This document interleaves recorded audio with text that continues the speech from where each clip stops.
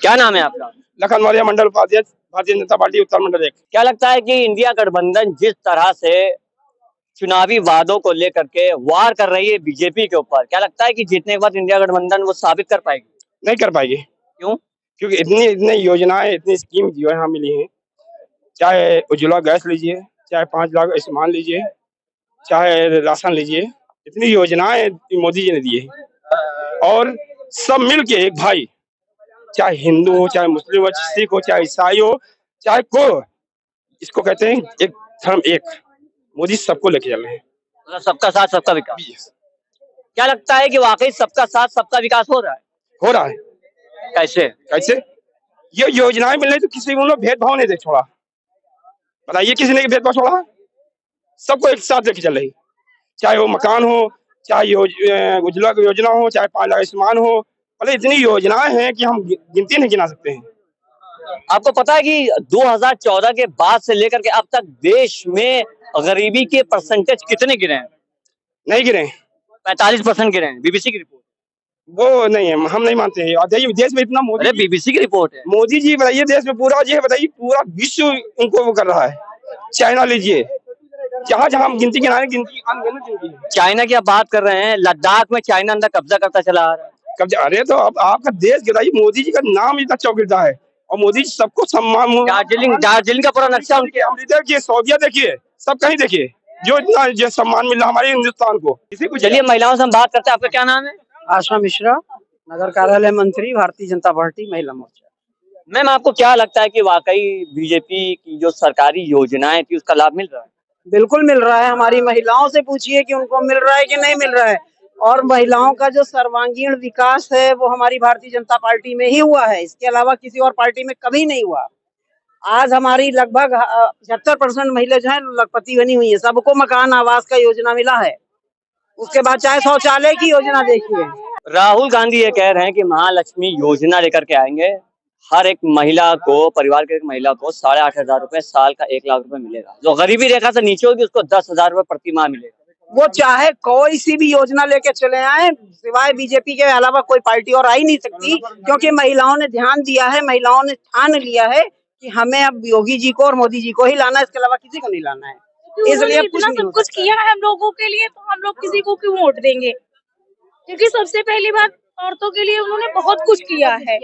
कहीं आने जाने में दिक्कत नहीं होती है, रात में भी निकलना हो तब भी कोई दिक्कत नहीं, संकोच नहीं होता है आने जाने में।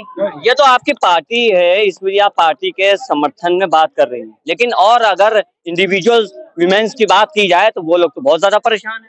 तो उनके परेशान होने से क्या होता है? जिसको जनता चुनेगी वही तो बनेगी पार्टी। जनता का तो जनता नहीं चुन रही, ईवीएम चुन रही है, मशीन चुन रही है। नहीं, जब वोट हम लोग देंगे तभी तो, वोट जब देंगे तभी तो होगा। अपवाद है वो, मशीन क्या सुन सकती है? मशीन में पॉसिबिलिटी नहीं है। त्रिपुरा में मशीनें पकड़ी गई हैं। नहीं, ऐसा कुछ नहीं है। मणिपुर में आम जनता ने दो बूथों को कैप्चर कर रखा। आम जनता पहले अपना ही हिसाब कर ले, फिर दूसरे का हिसाब बताएगी। पहले वो अपने हिसाब करने में सक्षम नहीं है तो वो दूसरे का हिसाब क्या करेगी? ईवीएम कुछ नहीं कर सकता, ये सिर्फ दोषारोपण है। अगर 400 पार के नारे लगा रही है बीजेपी, अब बताइए कैसे 400 पार होगा? हम लोग वोट देंगे तब पार होगा। हम लोग कुछ देने से वोट तो हम ही लोग देंगे तभी पार होगा, मोदी जी जीतेंगे। देखिए, रिकॉर्ड जो भी है वो जब इलेक्शन होगा, उसका जब रिजल्ट आएगा उस रिजल्ट के बाद ही पॉसिबिलिटी क्लियर हो जाएगा ना कि सरकार। सिर्फ बीजेपी क्यों?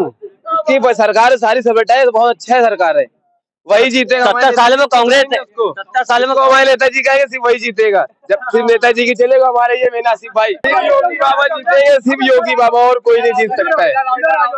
इधर आओ, आज इधर आइए।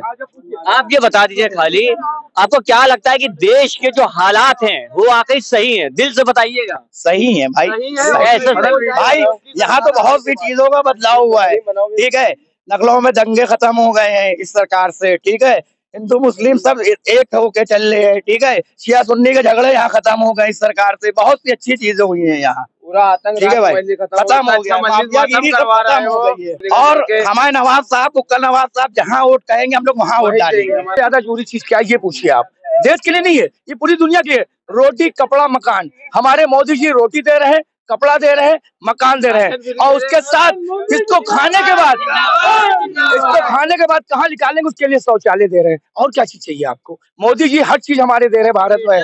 प्रधानमंत्री आवास योजनाओं की आप बात कर रहे हैं, आपको पता है कि 2014 से पहले जब प्रधानमंत्री आवास योजना मकान मिलता था तो फ्री मिलता था, पैसे लेके मिलता? देखिए, प्रधानमंत्री योजना पहली बात तो आई नहीं, 2014 से पहले कोई योजना ही नहीं थी, सब खाली फालतू बातें हैं कि इससे पहले ये होता था, अब ये होता है। जो आज के जमाने में हमारे देश में, जैसे अभी आपने देखा कि हमारे क्षेत्र में लखनऊ के आन बान शान बुक्कल नवाब साहब हैं और फैसल नवाब उनके पुत्र हैं, 30 वर्षों से यहाँ जीत रहे हैं, 30 वर्षों से भारतीय जनता पार्टी से उनकी अपनी बहू खड़ी हुई लुबना अली खान। ये देखिए जन सैलाब आ रहा है। मैम आपका नाम क्या? लुबना अली खान। आज कहाँ की तैयारी है? आज जो हमारे रक्षा मंत्री राजनाथ सिंह जी हैं, उनके नामांकन का आखिरी दिन है आज। नामांकन तो वो कर चुके हैं, लेकिन आज हम लोग को ये दिखाना है कि भाजपा के साथ कौन कौन है। तो आज आखिरी दिन है चुनाव प्रचार का, तो आज अंतिम जो है उनकी रैली है। अच्छा, क्या लगता है कि अब तक की जो सरकार रही है 10 सालों में, भारतीय जनता पार्टी के तमाम चुनावी वादे रहे हैं, तमाम मैनिफेस्टो रहे हैं, क्या लगता है कि 346 में से अब तक के कितने वादे पूरे किए गए हैं? देखिए 80% वादे हमें लगता है कि पूरे हुए हैं, क्योंकि हमने खुद होते हुए पूरे देखे हैं। और खास करके जो हमारी महिलाएं हैं उनको बहुत कुछ दिया है मोदी जी ने। और बाकी जो बचे कुचे हैं वो थोड़ा, तो आप जानते ही हैं कि थोड़ा टाइम लगता है हर चीज को होने में, एकदम से कुछ नहीं होता है। और जनता और समय देगी मोदी जी को तो वो भी पूरे हो जाएंगे। अच्छा, आपको क्या लगता है कि राहुल गांधी और नरेंद्र मोदी में क्या अंतर है? राहुल गांधी और नरेंद्र मोदी में बहुत ही बड़ा अंतर है। राहुल जी जो है वो महलों के पले हैं और हमारे मोदी जी जो है वो जमीनी इंसान है, हकीकत जानते हैं, जमीनी गरीबों का दर्द जानते हैं वो। लेकिन जनता ये कहती है कि राहुल गांधी के पूर्वजों ने, उनकी दादी ने, उनके पिताजी ने देश के लिए कुर्बानी दी है, उनकी हत्या की गई है। कुर्बानी भाई काहे की दी है? बंटवारा करा के उल्टा हम लोग का नुकसान कराया है। काहे की कुर्बानी? अपना तो जो करना कराना था करके जो है विदेश भाग गए। सब गरीबों को और जो अंग्रेजों ने जो लूटा, सबको छोड़ के सब गरीबों पे भाग गए, अपना पैसा बटोर के बाहर भाग गए। अच्छा, आपको क्या लगता है कि अगर भारतीय जनता पार्टी सरकार में, हुकूमत में आती है, तीसरी बार सरकार बना ले आती, तो अब इसकी क्या गारंटी कि संविधान बचेगा? संविधान तो रहेगा ही भैया, संविधान कहाँ जाएगा? बीजेपी तो संविधान हटाने की बात। देखिए विपक्ष कहने को कुछ भी कहे, जो है गलत बातें फैला रहा है कि संविधान हटा देंगे। संविधान भैया हमारा हमेशा से चलता है, संविधान कभी नहीं हटेगा। हिंदू राष्ट्र भैया क्या है? हिंदू राष्ट्र हम भैया सारे मुसलमान हैं, इतने आप बाहर देखिएगा जितने भी हैं सब मुसलमान हैं, सब हम हिंदू भाइयों के साथ हैं। और एक आपको बात बता दें, अगर हिंदू राष्ट्र बनाना भी चाहते हैं तो यहाँ के मुसलमानों को कोई आपत्ति नहीं है। सब हिंदू मुस्लिम यहाँ पे गंगा जमनी तहजीब है और कोई भी समस्या नहीं है। अगर हिंदू राष्ट्र बन भी जाता है तब भी यहाँ के मुसलमानों को कोई भी समस्या नहीं।